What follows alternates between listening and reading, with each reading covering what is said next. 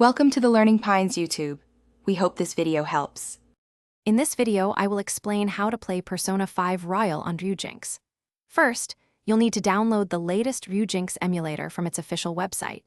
Make sure to also acquire the necessary game files, including the base game, any updates, and all downloadable content. It's crucial to verify your computer meets the minimum hardware specifications for a smooth and enjoyable gaming experience. This ensures the emulator runs efficiently. Once Ryujinx is installed, the next step is to configure it properly. You'll need to install the latest firmware and prod keys into your Ryujinx setup for the game to run. Adjust the graphics settings within the emulator to find the best balance between performance and visual quality. Finally, set up your preferred input controls, whether you're using a gamepad or a keyboard, for a comfortable experience. With Ryujinx configured, it's time to get Persona 5 Royal ready to play.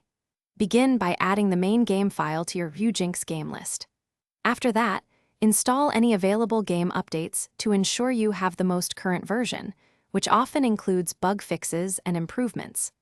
Don't forget to apply any downloadable content. You have to unlock all the extra in-game features and stories.